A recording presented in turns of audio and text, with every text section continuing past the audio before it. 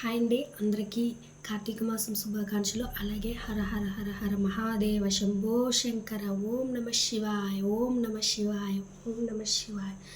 So Karthika మాసంలో రోజు ఒక కార్తీక పురాణాన్ని చదువుకుంటే చాలా బాగుంటుందండి. చాలా మంచి ఫలితాలు అయితే ఉంటాయి. సో నేనైతే ఈరోజు ఫస్ట్ అధ్యాయం అయితే చదువుతున్నాను. అంటే మనకున్న నెల రోజులకు సరిపడగా ఒక్కొక్క రోజుకు ఒక అధ్యాయం చొప్పున అయితే ఉంటుంది. సో ఈరోజు మొదటి రోజు కాబట్టి నేను మొదటి అధ్యాయం చదువుతున్నాను. సో అందరూ శ్రద్ధగా వినండి. మొదటి అధ్యాయం. కార్తీక మహాత్మ్యమును గురించి జనకుడు ప్రశ్నించటం. శ్రీ అఖిలాండకోటి బ్రహ్మాండమునందలి ఆర్యవ్రాప్తమందు నైమిష శరణ్యములో సౌనకాది మహామునులతో ఒక ఆశ్రమమును నిర్మించుకొని సకల పురాణములు పుణ్య చరిత్రలు వారికి వినిపించు స్నోత మహాముని కాలం గడుపుచుండెను. ఒకనాడు శౌకనాది మహామునులు గురుతుల్యుడును సూతిని గాంచి ఆర్య తమ వల్ల అనేక పురాణ ఇతిహాసములు వేదాంగములు రహస్యములను సంగ్రహముగా గ్రహించినారము. కార్తీక మాస మహత్యమును కూడా వివరించి దాని ఫలితమును తెలుపగలరు అని తమరు వ్రతమును వివరించవలసినదని కోరారు. అంతా ఆ సూత మహర్షి, ఓం మునిపుంగవులారా, ఒకప్పుడు ఇదే కోరికను నారదుడు సృష్టికర్త అయిన బ్రహ్మను కోరకనగా బ్రహ్మదేవుడు అతనికి విష్ణుమూర్తి, లక్ష్మీదేవికి సాంబశివుడు, పార్వతీదేవికి తెలియచేసిన విధముగా ఈ నా గాథను వినిపించెను. అట్టి పురాణము కథను మీకు తెలియజేయదును. ఈ కథను వినుట వలన మానవులకు ధర్మములను కలిగేటే కాక వారు ఇహమందమును పరమందమును సకల ఐశ్వర్యములతో తూలుతూగుదురు. కావున శ్రద్ధగా నాలకింపు అని చెప్పాను. అంటే శ్రద్ధగా వినమని చెప్పారు. పూర్వమునొక రోజు పార్వతీ పరమేశ్వరులు గగనంబున విహరించుచుండగా పార్వతీదేవి, ప్రాణేశ్వర, సకల ఐశ్వర్యములు కలిగిజేయనట్టుది సకల మానవులారా, వర్ణ భేదములు లేక ఆచరించదగినది, శాస్త్ర సమ్మతమైనది, సూర్యచంద్రులున్నంత వరకు నా ఆచరించబడేది యగు వ్రతమును వివరించండి అని కోరాను. అంతటి మహేశుడు మందహాసమునరించి, దేవి, నీవు అడుగుచున్న వ్రతము స్కందపురాణములో చెప్పబడనున్నది. దానినిప్పుడు నీ విశిష్ట మహాముని మిథిలేశుడు జనక మహారాజుకు వివరించబోచున్నాడు. చూడు, ఈ మిథిలా నగరం వైపు అని మిథిలా నగరంకు దిశగా చూపించెను. అట మిథిలా నగరంలో వశిష్ఠుని రాకను జనకుడు సంతసించి ఆర్క్య పాదములతో సత్కరించి కాళ్ళు కడిగి ఆ జలమును శిరస్సుపై జల్లుకొని, మహాయోగి మునువర్య, తాము రాక వల్ల నేను, నా శరీరము, నా దేశము, నా ప్రజలు పవిత్రులైతిమి. తమ పాదధూళిచే నా గేహము పవిత్రమైనది. తమ రిటికేల వచ్చితిరో సెలవింపుడని వేడుకొనెను.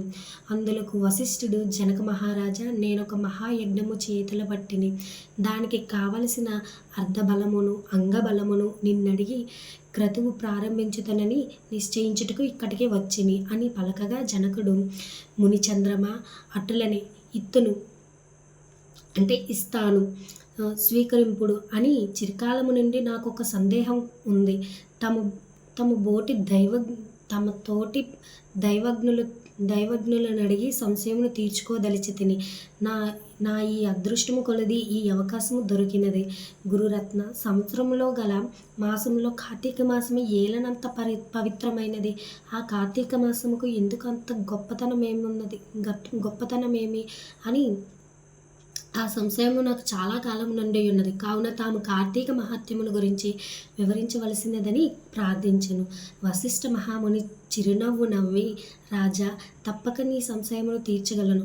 నేను చెప్పబో వ్రత కథ సకల మానవులను ఆచరించజగనిది, సకల పాపహారమైనది అయి ఉన్నది. ఈ కార్తీక మాసము హరిహర స్వరూపము. ఈ మాసమునందున ఆచరించిన వ్రతము యొక్క ఫలం మింతయని చెప్పవలెనదని అన్నాడు. వినటుకు కూడా నాకెంత ఆనందమైనదో అంతయే కాక విననంత మాత్రమునే ఎట్టి నరక బాధలను లేక ఇహమందున పరమందున సౌఖ్యమును పొందగలరు. నీ బోటి సజ్జనులు ఈ కథను గురించి అడిగి తెలుసుకున్నట ఉత్తమమైనది. శ్రద్ధగా ఆలకింపు అని ఇట్లు చెప్పసాగాను. వశిష్ఠుడు కార్తీక వ్రత విధానము తెలుపుట. ఓ మిథలేశ్వర, జనక మహారాజా, ఏ మానవుడైనా ఏ వయసు వాడైనా ఉచ్చ నీచ అనే బాధము లేక కార్తీక మాసంలో సూర్య భగవానుడు తులారాశి అందు ఉండగా వేకువజామునే లేచి కాలకృత్యములు తీర్చుకొని స్నానం ఆచరించి దాన ధర్మములను దేవతా పూజలను చేసినచో దాని వలన అగనీతి పుణ్యఫలము లభించును. కార్తీక మాసం ప్రారంభము నుండి ఇట్లు చేయుచు విష్ణు సహస్రనామార్చన, శివలింగార్చన ఆచరించడం వలన ఇందుకు కార్తీక మాసము ఆది దేవతయగు దామోదరుడికి నమస్కరించి, ఓ దామోదర, నేను చేయు కార్తీక వ్రతమునకు ఎట్టి ఆటంకములు రానియకు, నన్ను కాపాడుము అని ధ్యానించి వ్రతమును ప్రారంభించవలేను. కార్తీక స్నానం విధానము. ఓ రాజా, ఈ వ్రతం ఆచరించు దినములో సూర్యోదయములకు పూర్వమే లేచి కాలకృత్యములు తీర్చుకొని నదికి పోయి స్నానం ఆచరించి గంగకు, శ్రీమన్నారాయణకు, పరమేశ్వరునకు, భైరవునకు నమస్కరించి సంకల్పం చెప్పుకొని మరలా నీటి మునిగి సూర్య భగవానుకు ఆర్య ప్రార్థన మోసంగి పితృదేవులకు క్రమ ప్రకారముగా తోరములొనర్చి గట్టుపై 3 దోసిళ్ళు నీళ్లు పోయవలను. ఈ కార్తీక మాసంలో పుణ్యనదులైన గంగా, గోదావరి, కృష్ణ, కావేరి, తుంగభద్ర, యమున, మొన్నగ మొదలైన నదుల్లో ఏ ఒక్క నదిలోనైనను స్నానం ఆచరించే ఎడల గొప్ప ఫలము కలుగును. తడిబట్టలు వీడి మడిబట్టలు కట్టుకొని శ్రీ మహావిష్ణువునకు ప్రీతికరమైన పుష్పములను తానే స్వయంగా కోసి తెచ్చి నిత్య ధూప దీప నైవేద్యములతో భగవంతునికి పూజ చేసుకొని గంధము తీసి భగవంతుడికి సమర్పించి తాను బొట్టు పెట్టుకొని పిమ్మట అతిథి భాగ్యగతులను పూజించి వారికి ప్రసాదముడి తన ఇంటి వద్ద కానీ దేవాలయంలో కానీ లేక రావి చెట్టు మొదట కానీ కూర్చొని కార్తీక పురాణము చదవవలేను. ఈ సాయంకాలం సంధ్యావందనం ఆచరించి శివాలయం ముందు కానీ విష్ణాలయం ముందు కానీ లేక తులసి కోట వద్ద కానీ దీపారాధన చేసి శక్తిని బట్టి నైవేద్యం తయారు చేయించుకొని స్వామికి సమర్పించి అందరికీ పంచిపెట్టి తర్వాత తాను భుజించవలను. మరునాడు ముష్టాన్నముతో భూతతృప్తి చేయవలను.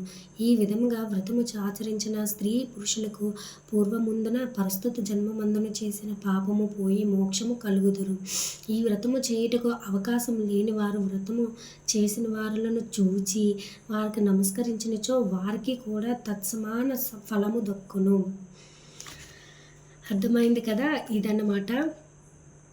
సో ఇందులో ఏమైనా తప్పులుంటే నన్ను క్షమించండి, ముందుగా చెప్తున్నాను. అంటే మనం ఎప్పుడో సంవత్సరానికి ఒక్కసారి ఈ పురాణం అనేది చదువుతూ ఉంటాం కదా, సో ఎక్కడైనా తప్పులుంటే నన్ను క్షమించండి.